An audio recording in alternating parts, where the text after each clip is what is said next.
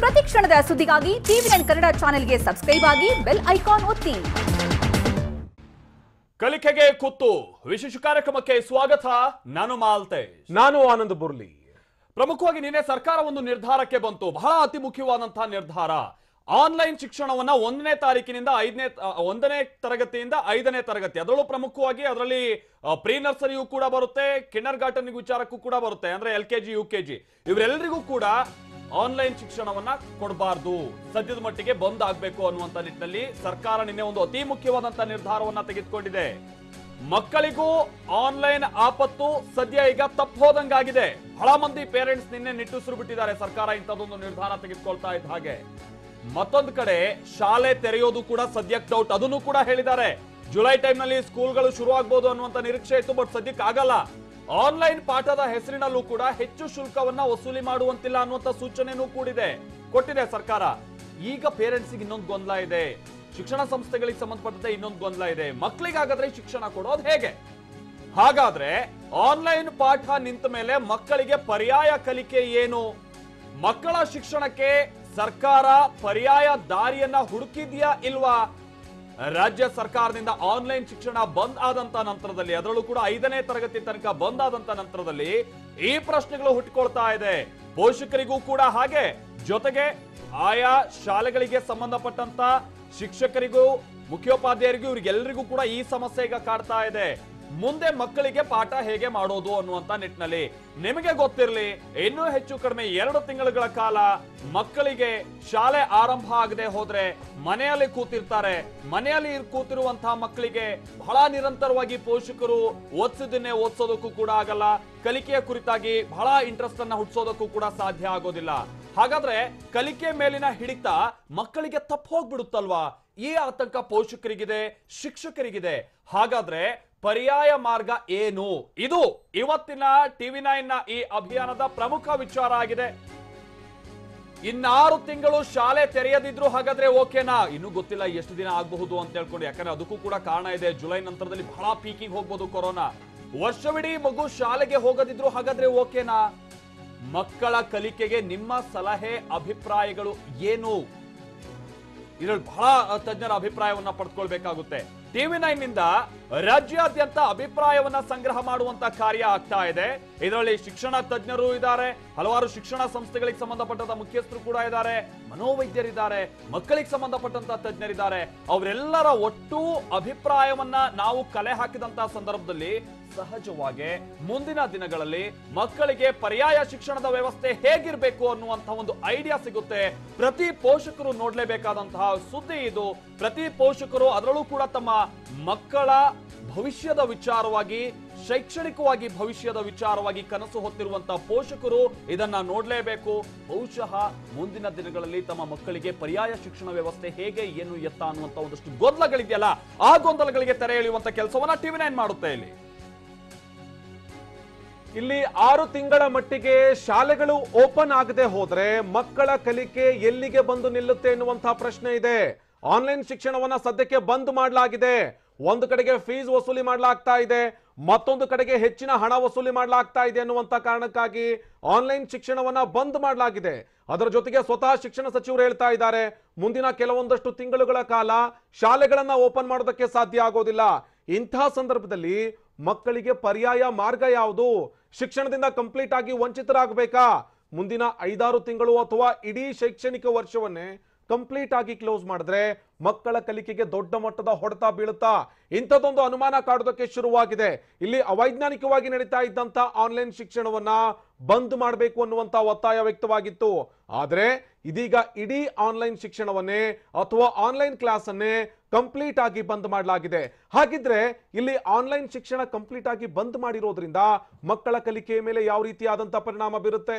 ಅದರ ಜೊತೆಗೆ ಪೋಷಕರ ಮುಂದಿರುವಂತ ಪರ್ಯಾಯ ಮಾರ್ಗ ಏನು? ಆನ್ಲೈನ್ ಶಿಕ್ಷಣ ಬಂದಾಯ್ತು, ಹಾಗಿದ್ರೆ ಮಕ್ಕಳನ್ನ ಹಾಗೆ ಬಿಡೋದಕ್ಕೆ ಸಾಧ್ಯ ಆಗುತ್ತಾ? ಪರ್ಯಾಯವಾಗಿರುವಂತಹ ಮಾರ್ಗ ಯಾವುದು?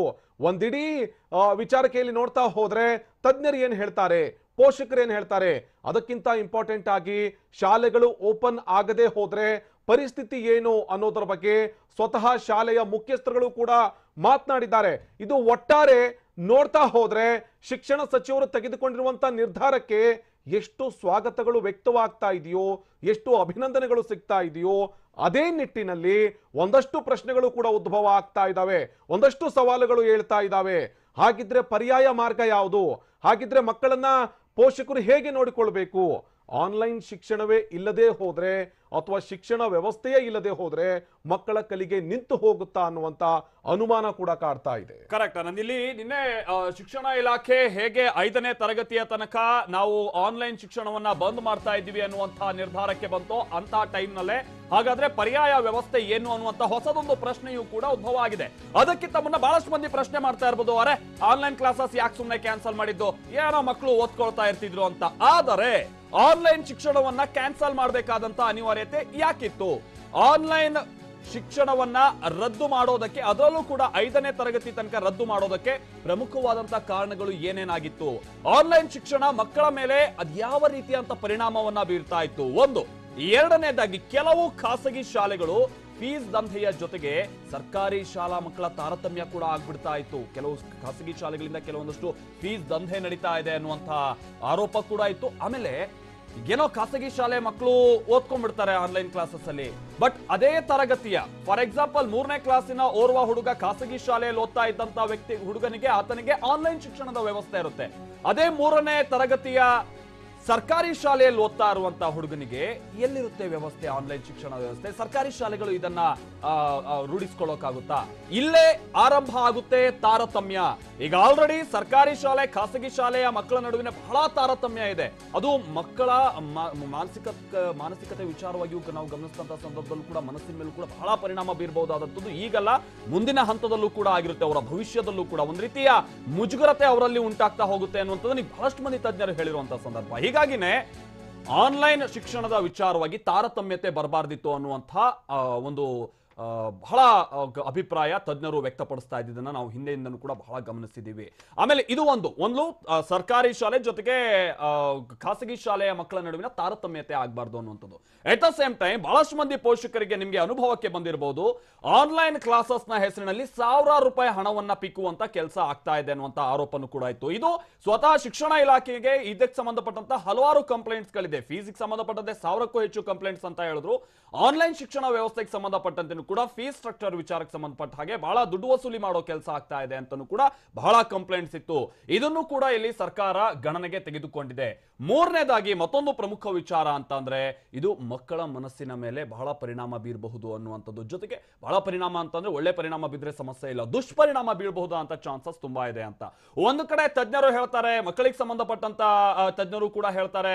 ಆಮೇಲೆ ನಾವು ಬೇರೆ ಬೇರೆ ಸಂದರ್ಭದಲ್ಲೂ ಕೂಡ ಈ ಶಿಕ್ಷಣ ಇಲಾಖೆಗೆ ಸಂಬಂಧಪಟ್ಟಂತೆ ನಾವು ಪ್ರಶ್ನೆ ಮಾಡಿದಂತ ಸಂದರ್ಭದಲ್ಲಿ ಮಕ್ಕಳು ಬಹಳ ಎಲೆಕ್ಟ್ರಾನಿಕ್ ಗ್ಯಾಜೆಟ್ಸ್ ಅನ್ನೆಲ್ಲ ಬಳಸಬಾರ್ದು ಅನ್ನುವಂಥದ್ದನ್ನ ಬಹಳ ಅಭಿಪ್ರಾಯವನ್ನ ವ್ಯಕ್ತಪಡಿಸ್ತಾರೆ. ಬಟ್ ಅದೇ ನಂತರದಲ್ಲಿ ಇದೇ ಮೊಬೈಲ್ಗಳ ಮುಖಾಂತರವಾಗಿ ಲ್ಯಾಪ್ಟಾಪ್ಗಳ ಮುಖಾಂತರವಾಗಿ ಶಿಕ್ಷಣ ಪಡೆಯುವಂಥದ್ದು ಕೂಡ ಸರಿಯಲ್ಲ ಅನ್ನುವಂಥ ಅಭಿಪ್ರಾಯ ಕೂಡ ಇತ್ತು. ಇದಕ್ಕೆ ಬಹಳ ವಿಸ್ತೃತವಾಗಿ ನಾವು ಗಮನಿಸಿದಂತಹ ಸಂದರ್ಭದಲ್ಲಿ ಬಹಳ ಕಾರಣಗಳು ಕೂಡ ನಮಗೆ ಲಭ್ಯ ಆಗ್ತಾ ಹೋಗುತ್ತೆ. ಇದಕ್ಕೆ ಸಂಬಂಧಪಟ್ಟ ಹಾಗೆ ನಮಗೆ ಸುಕನ್ಯಾ ವಿವರಿಸ್ತಾರೆ ಯಾವೆಲ್ಲ ಕಾರಣಗಳಿಗಾಗಿ ಸರ್ಕಾರ ಈ ಆನ್ಲೈನ್ ಶಿಕ್ಷಣವನ್ನ ಹಿಂಪಡಿಬೇಕಾಯ್ತು ಅನ್ನುವಂಥದಕ್ಕೆ ಸಂಬಂಧಪಟ್ಟಂತೆ. Over to you Sukanya. Yes Maltesh, online ವಿಚಾರವಾಗಿ ಅಂದ್ರೆ ಆನ್ಲೈನ್ ಶಿಕ್ಷಣಕ್ಕೆ ಸಂಬಂಧಪಟ್ಟಂತೆ ಸಾಕಷ್ಟು ಪರ ವಿರೋಧ ಅಭಿಪ್ರಾಯ ವ್ಯಕ್ತವಾಗಿತ್ತು. ಯಾಕಂತಂದ್ರೆ ಇಲ್ಲಿ ಕೆಲ ಪೋಷಕರು ಆನ್ಲೈನ್ ಶಿಕ್ಷಣದ ಪರವಾಗಿದ್ರು, ಓಕೆ ಮಕ್ಕಳಿಗೆ ಹೇಗೋ ಒಂದು ಕಲಿಕೆ ಸಿಗುತ್ತೆ ಅನ್ನುವಂತಹ ವಿಚಾರವಾಗಿ. ಆದ್ರೆ ಬಹುತೇಕ ಪೋಷಕರೇನಿದ್ದಾರೆ ಅವರು ವಿರೋಧವನ್ನ ವ್ಯಕ್ತಪಡಿಸಿದ್ರು. ಕಾರಣ ಏನು ಅಂತಂದ್ರೆ ಇಲ್ಲಿ ಪ್ರಮುಖವಾಗಿ ಒಂದು, ಮಕ್ಕಳಿಗೆ ಆನ್ಲೈನ್ ಮೂಲಕ ಎಷ್ಟು ಶಿಕ್ಷಣವನ್ನ ನೀಡಲಾಗುತ್ತೆ, ಅದಕ್ಕೆ ತಕ್ಕಂತಹ ಫೀಸ್ನಷ್ಟೇ ಶಿಕ್ಷಣ ಸಂಸ್ಥೆಗಳು ತೆಗೆದುಕೊಳ್ತಾ ಇದ್ದಾವ ಅಥವಾ ಈ ಹೆಸರಲ್ಲಿ ದುಬಾರಿ ಹಣವನ್ನ ವಸೂಲಿ ಮಾಡ್ತಾ ಇದ್ದಾರೆ ಅನ್ನುವಂತಹ ವಿಚಾರ. ಇನ್ನೊಂದು ವಿಚಾರ, ಅಷ್ಟು ಹೊತ್ತು ಮೊಬೈಲ್ ಅಥವಾ ಲ್ಯಾಪ್ಟಾಪ್ ಮೂಲಕ ಶಿಕ್ಷಣವನ್ನ ಪಡೆದ್ರೆ ಮಕ್ಕಳ ಆರೋಗ್ಯ ಸ್ಥಿತಿ ಏನಾಗಬೇಕು ಅನ್ನುವಂತಹ ಆತಂಕ. ಈ ಎಲ್ಲ ವಿಚಾರಕ್ಕೆ ಸಂಬಂಧಪಟ್ಟಂತೆ ಆನ್ಲೈನ್ ಶಿಕ್ಷಣವನ್ನ ಈಗ ರದ್ದು ಮಾಡಲಾಗಿದೆ. ಕಾರಣ ಏನಂತಂದ್ರೆ ಆನ್ಲೈನ್ ಶಿಕ್ಷಣ ಸಾಮಾನ್ಯ ಪಠ್ಯಕ್ರಮಕ್ಕೆ ಪರ್ಯಾಯವಾದಂತಹ ಕ್ರಮ ಅಲ್ಲ ಅನ್ನುವಂತಹ ವಿಚಾರ ಈಗ ಮನದಟ್ಟಾಗಿರೋದು. ಅಂದ್ರೆ ಆನ್ಲೈನ್ ಶಿಕ್ಷಣದ ಸಾಮಾನ್ಯ ಶಿಕ್ಷಣಕ್ಕೂ ತುಂಬಾ ವ್ಯತ್ಯಾಸ ಇರುತ್ತೆ.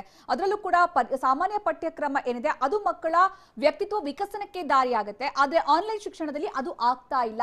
ಅಷ್ಟೇ ಅಲ್ಲ, ಶಾಲೆಯಲ್ಲಿ ಹೇಳಿಕೊಡುವಂತಹ ಪಠ್ಯವನ್ನ ಆನ್ಲೈನ್ ನಲ್ಲಿ ಹೇಳಿಕೊಡೋದಕ್ಕೆ ಸಾಧ್ಯ ಆಗೋದಿಲ್ಲ ಅನ್ನುವಂತಹ ವಿಚಾರ. ಅಂದ್ರೆ ಆನ್ಲೈನ್ ಅಲ್ಲಿ ಅರ್ಧ ಗಂಟೆ 1 ಗಂಟೆ ಅಷ್ಟೊತ್ತಿಗೆ ಈ ಎಲ್ಲ ವಿಚಾರಗಳನ್ನ ಕೂಡ ಮಕ್ಕಳ ತಲೆಗೆ ತುಂಬಿಸಿಕೊಳ್ಳುವ ಒಂದು ಸಾಮರ್ಥ್ಯ ಇರೋದಿಲ್ಲ. ಮಕ್ಕಳ ತಲೆಗೆ ತುಂಬಿಸಿಕೊಡುವ ಕೆಲಸವನ್ನ ಮಾಡ್ತಾ ಇವೆ ಶಾಲಾ ಸಂಸ್ಥೆಗಳು ಅನ್ನುವಂತಹ ವಿಚಾರ. ಹೀಗಾಗಿ ಆನ್ಲೈನ್ ವಿಚಾರಕ್ಕೆ ಸಂಬಂಧಪಟ್ಟಂತೆ ಒಂದಷ್ಟು ಆಬ್ಜೆಕ್ಷನ್ಸ್ ಇದೆ. ಯಾಕೆ ಇದು ಸೂಕ್ತ ಅಲ್ಲ ಅನ್ನುವಂತಹ ವಿಚಾರವಾಗಿ ಅದಕ್ಕೋಸ್ಕರ ರದ್ದಾಗೋದಕ್ಕೆ ಪ್ರಮುಖ ಕಾರಣ ಆಯ್ತು ಅದು ಕೂಡ.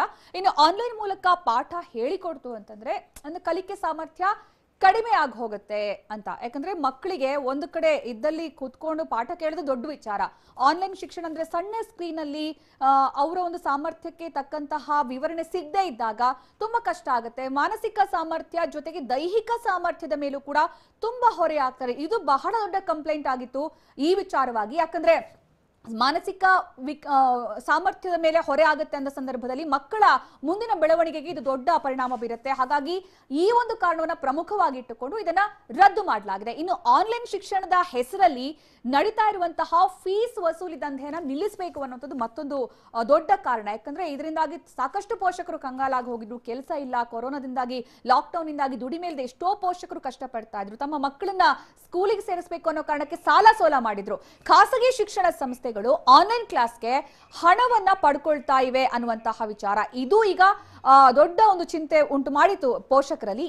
ಆ ಮೂಲಕ ಪೋಷಕರಿಂದ ಸಾವಿರಾರು ರೂಪಾಯಿ ಅಂದ್ರೆ ಒಂದು ಕ್ಲಾಸ್ಗೆ ಇಂತಿಷ್ಟು ಅನ್ನುವ ರೀತಿಯಲ್ಲಿ ಹಣವನ್ನು ವಸೂಲಿ ಮಾಡ್ತಾ ಇದ್ವು, ಮುಂಗಡವಾಗಿ ಹಣವನ್ನ ವಸೂಲಿ ಮಾಡ್ತಾ ಇದ್ವು. ಜೊತೆಗೆ ಒಂದು ರೀತಿಯ ಬ್ಲಾಕ್ ಮೇಲ್ ತಂತ್ರ ತರ ಆಗ್ತಾ ಇತ್ತು. ಇಂಥದ್ದೊಂದು ಫೀಸ್ ದಂಧೆಗೆ ಬ್ರೇಕ್ ಹಾಕುವಂತಹ ಉದ್ದೇಶ ಕೂಡ ಸರ್ಕಾರಕ್ಕೆ ಇತ್ತು. ಈ ಉದ್ದೇಶದಿಂದಲೇ ಆನ್ಲೈನ್ ಕ್ಲಾಸ್ ಅನ್ನ ರದ್ದು ಮಾಡಲಾಗಿದೆ. ಮೊದಲನೇದಾಗಿ ಮಕ್ಕಳ ಆರೋಗ್ಯಕ್ಕೆ ಸಂಬಂಧಪಟ್ಟಂತೆ, ಎರಡನೇದಾಗಿ ಈ ಫೀಸ್ ದಂಧೆಗೆ ಬ್ರೇಕ್ ಹಾಕಬೇಕು ಅನ್ನಂತಹ ವಿಚಾರ. ಇನ್ನು ಮೂರನೇ ಕಾರಣ ನೋಡೋದಾದ್ರೆ ಖಾಸಗಿ ಶಾಲೆಯ ಮಕ್ಕಳೇನಿದ್ದಾರೆ ಆನ್ಲೈನ್ ಪಠ್ಯ ಕೇಳಿಸಿಕೊಳ್ಳೋದಕ್ಕೆ ಅನುಕೂಲ ಇದೆ. ಗಮನಿಸಬೇಕು, ಇಲ್ಲಿ ಖಾಸಗಿ ಶಾಲಾ ಮಕ್ಕಳಿಗೆ ಬಹುತೇಕ ಇದು ಪ್ರಾಬ್ಲಮ್ ಆಗಿಲ್ಲ. ಆದ್ರೆ ಸರ್ಕಾರಿ ಶಾಲೆಯ ಮಕ್ಕಳಿದಾರಲ್ಲ, ನಾವು ಅವರನ್ನು ಕೂಡ ಗಮನ ಇಟ್ಟು ನೋಡ್ಬೇಕಾಗತ್ತೆ. ಸರ್ಕಾರಿ ಶಾಲೆಯ ಮಕ್ಕಳಿಗೆ ಇದು ಸಾಧ್ಯ ಆಗ್ತಾ ಇಲ್ಲ. ಇದು ತಾರತಮ್ಯ ಆಗತ್ತೆ. ಅವ್ರಲ್ಲಿ ಒಂದು ರೀತಿ ಕೀಳರಿಮೆ ಶುರುವಾಗುತ್ತೆ. ಒಂದೇ ವರ್ಷ ಒಂದೇ ಸಿಲೆಬಸ್ ಆದ್ರೆ ಅವಕಾಶ ಕಡಿಮೆ, ಅಷ್ಟೇ ಅಲ್ಲ ಅನುಕೂಲತೆ ಕಡಿಮೆ. ಒಂದೇ ತರಗತಿಯಲ್ಲಿ ಓದುವಂತಹ ಭಿನ್ನ ಮಾಧ್ಯಮದ ಶಾಲೆಯ ಮಕ್ಕಳಲ್ಲಿ ಈ ರೀತಿಯ ತಾರತಮ್ಯ ಸರಿ ಅಲ್ಲ. ಇದು ಸರ್ಕಾರಿ ಶಾಲೆಯ ವಿದ್ಯಾರ್ಥಿಗಳು ಅವರ ಪೋಷಕರಿಂದ ಕೇಳಿಬಂದಂತಹ ಅಭಿಪ್ರಾಯ ಆಗಿತ್ತು. ಸಾಮಾಜಿಕ ನ್ಯಾಯ ಒದಗಿಸಲೇಬೇಕಾಗಿತ್ತು ಸರ್ಕಾರ. ಈ ಆಧಾರದಲ್ಲಿ ಸರ್ವರಿಗೂ ಶಿಕ್ಷಣದ ಆಶಯ ಈಡೇರ್ತಾ ಇಲ್ಲ ಅನ್ನುವಂಥದ್ದು ಕೂಡ ಗಮನಕ್ಕೆ ಬಂದಿದೆ. ಇಂಥ ಒಂದು ಕೂಗು ಎದ್ದೇಳಬಹುದು ಅನ್ನುವಂತಹ ವಿಚಾರಕ್ಕೋಸ್ಕರ, ಅಷ್ಟೇ ಅಲ್ಲ ಕಲಿಕಾ ಹಂತದಲ್ಲೇ ಮಕ್ಕಳಲ್ಲಿ ತಾರತಮ್ಯ ಶುರುವಾಗಿ ವ್ಯತಿರಿಕ್ತವಾಗಿ ಅದು ಬದಲಾಯಿತು ಅಂತಂದ್ರೆ ಆಗ ಅದನ್ನ ನಿಭಾಯಿಸೋದು ಕಷ್ಟ ಆಗುತ್ತೆ. ಇದು ಪ್ರಮುಖವಾಗಿರುವಂತಹ ವಿಚಾರ. ಈ ಮೂರು ವಿಚಾರಗಳನ್ನು ಗಮನದಲ್ಲಿ ಇಟ್ಟುಕೊಂಡು ಸರ್ಕಾರ ಆನ್ಲೈನ್ ಶಿಕ್ಷಣವನ್ನ ರದ್ದು ಮಾಡಿದೆ. Over to you Anand. ಖಂಡಿತವಾಗಿಯೂ ಕೂಡ ಇಂಥದ್ದೊಂದು ಕಾರಣಗಳು ಇದ್ದೇ ಇತ್ತು. ಒಂದು ಕಡೆಗೆ ಫೀಸ್ ವಸೂಲಿ ನಡೀತಾ ಇತ್ತು, ಮತ್ತೊಂದು ಕಡೆಗೆ ಮಕ್ಕಳ ದೇಹದ ಮೇಲೂ ಹಾಗೇನೆ ಮಾನಸಿಕವಾಗಿಯೂ ಕೂಡ ಒಂದಷ್ಟು ವ್ಯತಿರಿಕ್ತವಾದಂತಹ ಪರಿಣಾಮ ಬೀರ್ತಾ ಇತ್ತು. ಅದರ ಜೊತೆಗೆ ಸಾಮಾಜಿಕ ನ್ಯಾಯದ ಆಧಾರದಲ್ಲಿ ಮಕ್ಕಳಿಗೆ ಶಿಕ್ಷಣ ಕೊಡೋದಕ್ಕೆ ಸಾಧ್ಯ ಆಗ್ತಾ ಇರಲಿಲ್ಲ. ಇವೆಲ್ಲ ವಿಚಾರಗಳು ಇತ್ತು. ಅದೇ ಕಾರಣಕ್ಕಾಗಿಯೇ ಇಲ್ಲಿ ಆನ್ಲೈನ್ ಶಿಕ್ಷಣವನ್ನ ರದ್ದು ಮಾಡುವಂತ ನಿರ್ಧಾರಕ್ಕೆ ಬರಲಾಯಿತು. ಇನ್ನು ಪೋಷಕರು ಇಲ್ಲಿ ಬಹುಮುಖ್ಯವಾಗಿ ಈ ಆನ್ಲೈನ್ ಶಿಕ್ಷಣದಿಂದ ವಂಚಿತರಾಗುವಂತಹ ಮಕ್ಕಳಿಗೆ ಪರ್ಯಾಯವಾದಂತಹ ಮಾರ್ಗ ಯಾವುದು ಅಥವಾ ಪರ್ಯಾಯವಾಗಿ ಏನನ್ನ ಕಲಿಸಬೇಕು, ಇನ್ನು 6 ತಿಂಗಳುಗಳ ಕಾಲ ಶಾಲೆ ಓಪನ್ ಆಗದೆ ಹೋದ್ರು ಓಕೆನಾ, ಅಥವಾ ಒಂದು ವರ್ಷವಿಡೀ ಮಗು ಶಾಲೆಗೆ ಹೋಗದೇ ಇದ್ರು ಪೋಷಕರಿಗೆ ಓಕೆನಾ ಅನ್ನುವಂತ ಪ್ರಶ್ನೆ ಇದೆ.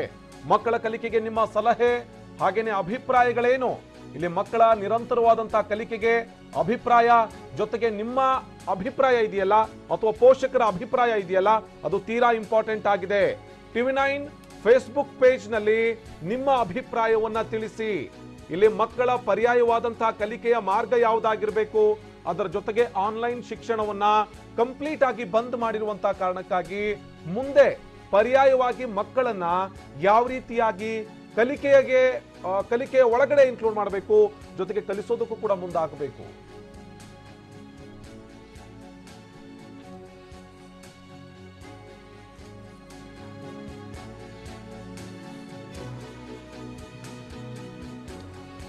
ಓಕೆ, ಇದೇ ಇಲ್ಲಿ ಬಹಳ ಪ್ರಮುಖವಾದಂತಹ ವಿಚಾರ. ಅದಕ್ಕೋಸ್ಕರನೇ TV9 ಇಲ್ಲಿ ಫೇಸ್ಬುಕ್ ಪೇಜ್ ನಲ್ಲಿ, ನಮ್ಮ ಫೇಸ್ಬುಕ್ ಪೇಜ್ ನಲ್ಲಿ ಬಹಳ ಮುಕ್ತವಾದಂತಹ ಒಂದು ಅವಕಾಶ ಇದೆ. ಪೋಷಕರು ಜೊತೆಗೆ ಶಿಕ್ಷಣ ಸಂಸ್ಥೆಗಳಿಗೆ ಸಂಬಂಧಪಟ್ಟಂತ ತಜ್ಞರು ಅಥವಾ ಯಾರಾದ್ರೂ ಆಗಿರ್ಬೋದು ಜನಸಾಮಾನ್ಯರು, ಮುಂದಿನ ಶಿಕ್ಷಣ ವ್ಯವಸ್ಥೆ ಸದ್ಯದ ಮಟ್ಟಿಗೆ ಹೇಗಿರಬೇಕು, ಪರ್ಯಾಯ ವ್ಯವಸ್ಥೆ ಅನ್ನೋದಕ್ಕೆ ಸಂಬಂಧಪಟ್ಟಂತೆ ತಮ್ಮ ಅಭಿಪ್ರಾಯವನ್ನು ತಿಳಿಸಬಹುದಾಗಿದೆ. ಹಾಗೆ ನಾವು ಮೊದಲೇ ಹೇಳಿದಾಗೆ TV9 ನಲ್ಲಿ ಶಿಕ್ಷಣ ಸಂಸ್ಥೆಗಳಿಗೆ ಸಂಬಂಧಪಟ್ಟಂತ ತಜ್ಞರುಗಳಾಗಿರಬಹುದು, ಜೊತೆಗೆ ಮಕ್ಕಳ ಮನೋವೈದ್ಯರಾಗಿರ್ಬೋದು, ಹೀಗೆ ಒಟ್ಟು ಕೆಲ ಪೋಷಕರ ಅಭಿಪ್ರಾಯವನ್ನು ಕೂಡ ನಾವು ಸಮಗ್ರವಾಗಿ ಕಲೆ ಹಾಕಿ ಪರ್ಯಾಯ ಶಿಕ್ಷಣದ ವ್ಯವಸ್ಥೆ ಸದ್ಯದ ಮಟ್ಟಿಗೆ ಹೇಗಾಗಬೇಕಾಗುತ್ತೆ ಅಥವಾ ಒಂದಷ್ಟು ತಿಂಗಳ ತನಕ ಏನ್ ವ್ಯವಸ್ಥೆ ಮಾಡ್ಕೊಳ್ಬೇಕಾಗುತ್ತೆ ಅನ್ನೋದಕ್ಕೆ ಸಂಬಂಧಪಟ್ಟಂತೆ ನಾವು ಈ ಕಾರ್ಯಕ್ರಮದಲ್ಲಿ ನಿಮಗೆ ತಿಳಿಸಿಕೊಡುವಂತ ಪ್ರಯತ್ನವನ್ನ ಮಾಡ್ತೀವಿ. ನಮ್ಮ ಜೊತೆಗೆ ಖಾಸಗಿ ಶಾಲೆಯೊಂದರ ಮುಖ್ಯಸ್ಥೆ ಆಗಿರುವಂತಹ ಅಂಜುಮ ಅವರು ಸಂಪರ್ಕದಲ್ಲಿದ್ದಾರೆ. ಜೊತೆಗೆ ಪೋಷಕಿಯರ ವಿಚಾರಕ್ಕೆ ಬಂದಂತ ಸಂದರ್ಭದಲ್ಲಿ ಚಂದನ್ ರಾಜೇಶ್ ಅವರು ಕೂಡ ನಮ್ಮ ಜೊತೆಗೆ ಸಂಪರ್ಕದಲ್ಲಿದ್ದಾರೆ, ನಮ್ಮ ಸ್ಟುಡಿಯೋದಲ್ಲೇ ಇದ್ದಾರೆ. ಶಿಕ್ಷಣ ತಜ್ಞರಾಗಿರುವಂತಹ ಡಾಕ್ಟರ್ ನಿರಂಜನ್ ಆರಾಧ್ಯ ಅವರು ಕೂಡ ನಮ್ಮ ಜೊತೆಗೆ ಸಂಪರ್ಕದಲ್ಲಿದ್ದಾರೆ. ಟೆಕ್ಕಿ ಮತ್ತು ಪೋಷಕಿ ಆಗಿರುವಂತಹ ಸ್ನೇಹ ಅವರು ನಮ್ಮ ಜೊತೆಗೆ ಸಂಪರ್ಕದಲ್ಲಿದ್ದಾರೆ. ಆಮೇಲೆ ಮಕ್ಕಳ ಮನೋವೈದ್ಯ ಆಗಿರುವಂತಹ ಡಾಕ್ಟರ್ ಸುಹಾಸಿನಿ ಅವರು ಕೂಡ ನಮ್ಮ ಜೊತೆಗೆ ಜಾಯಿನ್ ಆಗ್ತಾರೆ. ಮೊದಲಿಗೆ ನಾನು ಡಾಕ್ಟರ್ ನಿರಂಜನ್ ಆರಾಧ್ಯ ಅವರಿಂದ ಆರಂಭ ಮಾಡ್ತೀನಿ. ಡಾಕ್ಟರ್ ನಿರಂಜನ್ ಆರಾಧ್ಯ ಅವರೇ, ಬಹಳ ಮಂದಿಯ ಒತ್ತಾಯ ಇತ್ತು ಆನ್ಲೈನ್ ಶಿಕ್ಷಣವನ್ನ ಸದ್ಯದ ಮಟ್ಟಿಗೆ ರದ್ದು ಮಾಡಬೇಕು ಅಂತ. 5ನೇ ತರಗತಿ ತನಕ ರದ್ದು ಮಾಡಿ ಸರ್ಕಾರ ಏನೋ ಆದೇಶವನ್ನ ಹೊರಡಿಸಿದೆ. ಬಟ್ ಇಂಥ ಟೈಮ್ ನಲ್ಲಿ ಪರ್ಯಾಯ ವ್ಯವಸ್ಥೆ ಏನು ಅನ್ನುವಂತ ಆತಂಕ ಅಥವಾ ಒಂದು ಹೊಸ ಕ್ವಶನ್ ಮಾರ್ಕ್ ಕೂಡ ಈಗ ಉದ್ಭವ ಆಗ್ತಾ ಇದೆ. ಒಟ್ಟು ಈಗ ಆಗ್ತಾ ಇರುವಂತ ಬೆಳವಣಿಗೆಗೆ ಸಂಬಂಧಪಟ್ಟಂತೆ, ಅದರೊಳಗೆ 1ನೇ ತರಗತಿಯಿಂದ 5ನೇ ತರಗತಿ ಅಥವಾ ಈ ಪ್ರಿಕೆಜಿಯಿಂದ 5ನೇ ತರಗತಿಗೆ ಸಂಬಂಧಪಟ್ಟ ಹಾಗೆ ಏನ್ ಹೇಳ್ತೀರಾ? ಏನು ಬಹಳ ದೊಡ್ಡ ಮಟ್ಟದಲ್ಲಿ ಅಭಿಪ್ರಾಯ ಬಂದಿತ್ತು ಪಾಲಕರಿಂದ ಮತ್ತು ಮಕ್ಕಳಿಂದ. ಅದಕ್ಕೆ ಬಹುಶಃ ಸರ್ಕಾರ ಬಹಳ ಅತ್ಯುತ್ತಮವಾಗಿ ಮತ್ತು ಸಕಾರಾತ್ಮಕವಾಗಿ ಒಂದು ತೀರ್ಮಾನವನ್ನ ತೆಗೆದುಕೊಂಡಿದೆ. ಇನ್ನು ಅದ್ರ ಬಗ್ಗೆ ಆದೇಶ ಹೊರಡಿಸಬೇಕಾಗಿದೆ. ಬಹಳ ಉತ್ತಮವಾದಂತ ನಿರ್ಧಾರ. ಬಹಳ ಮುಖ್ಯವಾಗಿ ಇಲ್ಲಿ ಒಂದು ನಾವು ಅರ್ಥ ಮಾಡ್ಕೋಬೇಕಾದ್ದು, ಈ ಒಂದು ನಿರ್ಧಾರ ಬಹಳ ವಿಸ್ತೃತವಾದಂತ ಚರ್ಚೆಗಳ ಮೂಲಕ, ಈಗಾಗಲೇ ತಾವೇನ್ ಹೇಳಿದ್ರಿ, ಈಗಾಗಲೇ ಸಾರ್ವಜನಿಕ ವಲಯದಲ್ಲಿ ಪಬ್ಲಿಕ್ ಡೊಮೈನ್ ಮೂಲಕ ಮತ್ತು ಬೇರೆ ಬೇರೆ ವ್ಯವಸ್ಥೆಗಳ ಮೂಲಕ ಪಾಲಕರು ತಮ್ಮ ಆತಂಕವನ್ನ, ತಮ್ಮ ಭಯಗಳನ್ನ ಈಗಾಗಲೇ ವ್ಯಕ್ತಪಡಿಸಿದ್ರು. ಆ ಎಲ್ಲಾ ಅಂಶಗಳನ್ನು ಕೂಡ ಸರ್ಕಾರ ಪರಿಗಣಿಸಿದ್ದು ಒಂದು ಕಡೆ. ಇನ್ನೊಂದು ಕಡೆ ವಿಸ್ತೃತವಾಗಿ ಯಾರು ಈ ಒಂದು ವಿಷಯಕ್ಕೆ ಸಂಬಂಧಪಟ್ಟಂತೆ ಸಂಶೋಧನಾತ್ಮಕವಾಗಿ ಕೆಲಸಗಳನ್ನ ಮಾಡ್ತಾರೆ, ಅದು ನಿಮ್ಯಾನ್ಸ್ ಇರ್ಬೋದು ಅಥವಾ ಬೇರೆ ಬೇರೆ ವಿಶ್ವವಿದ್ಯಾನಿಲಯಗಳಿರ್ಬೋದು, ಅವರ ಜೊತೆ ಕೂಡ ವಿಸ್ತೃತವಾಗಿ ಒಂದು ಚರ್ಚೆಯನ್ನ ಮಾಡಿತ್ತು. ಬಹಳ ಮುಖ್ಯವಾಗಿ ಖಾಸಗಿ ಶಾಲೆಗಳ ಆಡಳಿತ ಮಂಡಳಿಗಳ ಏನು ಒಕ್ಕೂಟಗಳಿದಾವೆ ಅವರ ಜೊತೆ ಕೂಡ ವಿಸ್ತೃತವಾಗಿ ಚರ್ಚೆಯನ್ನ ಮಾಡಿತ್ತು. ಇಲಾಖೆಯ ಅಧಿಕಾರಿಗಳು ಕೂಡ ವಿಸ್ತೃತವಾಗಿ ಸೊ ಒಟ್ಟು ಬಹಳ ವಿಸ್ತೃತವಾದಂಥ, ಎಲ್ಲರನ್ನು ಒಳಗೊಳ್ತಕ್ಕಂಥ ರೀತಿಯಲ್ಲಿ ಚರ್ಚೆಗಳನ್ನ ನಡೆಸಿ ಈ ಒಂದು ಸರ್ವಸಮ್ಮತವಾದಂಥ ಅಭಿಪ್ರಾಯವನ್ನ ಬಂದಿರತಕ್ಕಂಥದ್ದು ಬಹಳ ಅತ್ಯಂತ ವೈಜ್ಞಾನಿಕವಾದಂಥ ಕ್ರಮ ಅಂತ ನಾನು ಮೊದಲಿಗೆ ಹೇಳಲಿಕ್ಕೆ ಇಷ್ಟಪಡ್ತೇನೆ. ಎರಡನೇದು, ಬಹಳ ಆತಂಕ ಮತ್ತೆ ಬರ್ತಾ ಇದೆ. ಏನಂತ ಹೇಳಿದ್ರೆ, ಈಗ ಆನ್ಲೈನ್ ಅನ್ನ ರದ್ದು ಮಾಡೋದ್ರಿಂದ ಮಕ್ಕಳಿಗೆ ಕಲಿಕೆಗೆ ಅವಕಾಶನೇ ಇರಲ್ವಾ ಅಂತಕ್ಕಂಥದ್ದು, ಅದರ ಒಂದು ತಪ್ಪು ಅಭಿಪ್ರಾಯವನ್ನ ನಾನು ಸ್ಪಷ್ಟಪಡಿಸ್ಲಿಕ್ಕೆ ಇಷ್ಟಪಡ್ತೇನೆ. ಆನ್ಲೈನ್ ಇಲ್ಲ ಅಂತ ಹೇಳಿದ್ರೆ ತಂತ್ರಜ್ಞಾನವನ್ನ ಬಳಸಲೇಬಾರ್ದು ಅಂತ ನಾವ್ಯಾರು ಹೇಳ್ತಾ ಇಲ್ಲ. ತಂತ್ರಜ್ಞಾನವನ್ನ ಬಳಸಿ ಮಕ್ಕಳನ್ನ ಈ ಸಂಕಷ್ಟದ ಸಂದರ್ಭದಲ್ಲಿ ಹೇಗೆ ನಾವು ಹಿಡಿದಿಟ್ಕೊಳ್ತೇವೆ, ಹೌ ಟು ಎಂಗೇಜ್ ಚಿಲ್ಡ್ರನ್, ಅದು ನಿಜವಾಗ್ಲೂ ಬಹಳ ಅತ್ಯಂತ ಸವಾಲಿನ ಸಮಸ್ಯೆ. ಇದು ನಮಗೆ ಅತಿ ಮುಖ್ಯವಾಗಿ ನಿಮ್ಮಿಂದ ತಿಳ್ಕೊಳ್ಬೇಕಾಗಿರುವಂತಹ ಮಾಹಿತಿಗಳು. ಅಂದ್ರೆ ಪೋಷಕರು ಕೂಡ ಇದನ್ನ ಎದುರು ನೋಡ್ತಾ ಇದ್ದಾರೆ. ನಾನು ಇದ್ರ ವಿಚಾರವಾಗಿ ಮಾತನಾಡ್ತೀನಿ. ಮೊದಲಿಗೆ ನಿನ್ನೆ ತೆಗೆದುಕೊಂಡಂತ ನಿರ್ಧಾರದ ಬಗ್ಗೆ ಇತರ ಅತಿಥಿಗಳ ಅಭಿಪ್ರಾಯವನ್ನ ಪಡೆದುಕೊಳ್ಬೇಡೋಣ. ಡಾಕ್ಟರ್ ಸುಹಾಸಿನಿ ಅವರು ಕೂಡ ನಮ್ಮ ಜೊತೆಗೆ ಜಾಯಿನ್ ಆಗಿದ್ದಾರೆ, ಮಕ್ಕಳ ಮನೋವೈದ್ಯೆ. ಡಾಕ್ಟರ್ ಸುಹಾಸಿನಿ ಅವರೇ, ಬಹಳ ಮಂದಿ ಇದು ಆನ್ಲೈನ್ ಶಿಕ್ಷಣದಿಂದ ವ್ಯತಿರಿಕ್ತವಾದಂತ ಪರಿಣಾಮ ಮಕ್ಕಳ ಮನಸ್ಸಿನ ಮೇಲೆ ಆಗುತ್ತೆ ಅನ್ನುವಂತ ಅಭಿಪ್ರಾಯವನ್ನ ಹೊಂದಿದ್ರು. 5ನೇ ತರಗತಿ ತನಕ ನಿಮ್ಗೆ ಗೊತ್ತಿರಬಹುದು ಆನ್ಲೈನ್ ಶಿಕ್ಷಣ ಈಗ ರದ್ದಾಗಿದೆ. ಇದಕ್ಕೆ ಸಂಬಂಧಪಟ್ಟಂತೆ ಮೊದಲಿಗೆ ನಿಮ್ಮ ಅಭಿಪ್ರಾಯ ಹೇಳೋದಾದ್ರೆ. ನಮಸ್ಕಾರ ಎಲ್ರಿಗೂ. ಹೇಳಿ ಮೇಡಮ್. ಈಗ ಆನ್ಲೈನ್ ಶಿಕ್ಷಣ ಮಕ್ಕಳಿಗೆ ಬೇಕಾ ಬೇಡವಾ ಅಥವಾ ಅದನ್ನ ಸ್ವಲ್ಪ ಸೈಡ್ಗೆ ಇಟ್ಕೊಳ್ಳೋಣ. ಮೊದಲನೇದಾಗಿ ಈ ಕೋವಿಡ್-19 ಲಾಕ್ಡೌನ್ ಆಗಿರುವಂಥದ್ದು ಅಥವಾ ಇದರಿಂದ ಆಗಿರುವಂಥ ಡೆವಲಪ್ಮೆಂಟ್ಸಿಂದ ಮಕ್ಕಳಿಗೆ ಮಾನಸಿಕವಾಗಿ ತುಂಬ ಚೇಂಜಸ್ ಖಂಡಿತವಾಗ್ಲೂ ಆಗಿರುತ್ತೆ. ಯಾಕೆಂತಂದ್ರೆ ಅವರು ಅಂದರೆ ಓವರ್ಟ್ಲಿ ಅಂದರೆ ಎದರಿಂದ ಅದು ಕಾಣಿಸದೇ ಇದ್ರು ಕೂಡ ಅವರ ರುಟೀನ್ ಅಂದ್ರೆ ಇದೊಂದು ರಿಸ್ಟ್ರಿಕ್ಟೆಡ್ ಹಾಲಿಡೇ ಅಂತ ಹೇಳ್ಬೋದು. ಅಂದ್ರೆ ಹೊರಗಡೆ ಹೋಗುವಾಗಿಲ್ಲ, ಅಂದ್ರೆ ಕ್ಲೆನ್ಲಿನೆಸ್ ಬಗ್ಗೆ ವಿಪರೀತವಾದ ಕಾಳಜಿ, ಹೊರಗಡೆ ತಿನಿಸುಗಳ ಬಗ್ಗೆ ತುಂಬಾ ಕಾಳಜಿ, ಅಥವಾ ಮನೆಯಲ್ಲಿ ಒಬ್ಬರೇ ಇರುವಂತದ್ದು, ಅವರ ದಿನಚರಿ ಕೂಡ ಕಂಪ್ಲೀಟ್ ಆಗಿ ಚೇಂಜ್ ಆಗಿರುತ್ತೆ. ಸೊ ಈ ಸಂದರ್ಭದಲ್ಲಿ ಮೊದಲನೇ 1 ವಾರ 2 ವಾರ ಅದೊಂಥರ ತುಂಬಾ ಆಟ ಆಡ್ಬೋದು, ಸಂತೋಷವಾಗಿರ್ಬೋದು ಅಂತ ಅನ್ಸಿದ್ರು ಕೂಡ ಆಮೇಲೆ ಒಂಟಿತನ ಅಥವಾ ಮನೆಯಲ್ಲಿ ಒಂದೇ ರೀತಿಯಾದ ಕೆಲಸಗಳನ್ನ ಮಾಡಿ ಬೋರ್ ಆಗ್ತಿರುವಂತದ್ದು, ಪ್ರೆಷರ್, ಇಂಥದನ್ನೆಲ್ಲ ತಾಳಿ ಅವ್ರ ಮನಸ್ಸಿಗೆ ಆಲ್ರೆಡಿ ತುಂಬ ಆಂಗ್ಸೈಟಿ ಕ್ರಿಯೇಟ್ ಆಗಿರುತ್ತೆ. ಸೊ ಈ ಸಿಚುವೇಶನ್ ಅಲ್ಲಿ ಒಂದು ಹೊಸ ಅಂದ್ರೆ ಆನ್ಲೈನ್ ಶಿಕ್ಷಣದ ಮೂಲಕ ಇನ್ನೊಂದು ಹೊಸ ರಿಸ್ಟ್ರಿಕ್ಷನ್ ಅನ್ನ, ಒಂದು ಆಕ್ಟಿವಿಟಿಯನ್ನ ತರೋದ್ರಿಂದ ಮಕ್ಕಳಿಗೆ ತುಂಬಾ ಕಷ್ಟ ಆಗ್ಬಹುದು ಅಡ್ಜಸ್ಟ್ ಆಗೋಕೆ ಇಮಿಡಿಯೇಟ್ಲಿ ಅಂತ ನನ್ಗೆ ಅನ್ಸುತ್ತೆ. ಕರೆಕ್ಟ್. ಹೌದು. ಆಮೇಲೆ ವಿಸ್ತೃತವಾಗಿ ಮುಂದಿನ ಹಂತದಲ್ಲಿ ಸಮಸ್ಯೆ ಇಲ್ಲದೆ ಆನ್ಲೈನ್ ತಂತ್ರಜ್ಞಾನ ಇಲ್ಲದೆ ಹೋದ್ರೂ ಕೂಡ ತಂತ್ರಜ್ಞಾನ ಇತರ ರೀತಿಯಾಗಿ ಬಳಸ್ಕೊಂಡು ಹೇಗೆ ಶಿಕ್ಷಣ ಪಡೆಯೋದಕ್ಕೆ ಸಾಧ್ಯ ಅನ್ನುವಂಥದ್ದು ನೀವು ಹೇಳಿದಾಗೆ ಮಕ್ಕಳ ಮನಸ್ಸಿನ ಮೇಲೆ ಪರಿಣಾಮ ಬೀರಿದೆ, ಅಥವಾ ಒಂದು ರೀತಿ ಬಹಳ ರಿಸ್ಟ್ರಿಕ್ಟೆಡ್ ವಾತಾವರಣದಲ್ಲಿ ಇದ್ದೀವಿ ಅನ್ನುವಂಥ ರೀತಿಯ ಭಾವನೆ ಬರದೇ ಇರುವಂತ ರೀತಿಯಲ್ಲಿ ಅದು ಮುಖ್ಯ ಆಗುತ್ತೆ. ನಾನು ನಿಮ್ಮ ಜೊತೆಗೆ ಅದಕ್ಕೆ ಸಂಬಂಧಪಟ್ಟಂತೆ ಕೂಡ ಮಾತನಾಡ್ತೀನಿ ಡಾಕ್ಟರ್ ಸುಹಾಸಿನಿ ಅವರ ಜೊತೆಗೆ. ನಮ್ಮ ಸ್ಟುಡಿಯೋದಲ್ಲೂ ಕೂಡ ಖಾಸಗಿ ಶಾಲೆಗೆ ಸಂಬಂಧಪಟ್ಟಂತ ಮುಖ್ಯಸ್ಥರು, ಪೋಷಕರು ಇವರೆಲ್ಲ ಏನ್ ತರನಾದಂತ ಅಭಿಪ್ರಾಯವನ್ನು ಹೊಂದಿದ್ದಾರೆ, ಮುಂದಿನ ಶಿಕ್ಷಣಕ್ಕೆ ಸಂಬಂಧಪಟ್ಟಂತೆ ಯಾವ ತರನಾದಂತ ಅಭಿಪ್ರಾಯವನ್ನು ಅವ್ರು ಹೊಂದಿದ್ದಾರೆ, ಅದ್ರ ಬಗ್ಗೆನೂ ಕೂಡ ನಾವು ಮಾತಾಡ್ತಾ ಹೋಗೋಣ. ಇನ್ಸೈಡ್ ಸುದ್ದಿ ಸೋಮವಾರದಿಂದ ಶನಿವಾರ ಸಂಜೆ 7 ಗಂಟೆಗೆ TV9 ನಲ್ಲಿ ಮಾತ್ರ.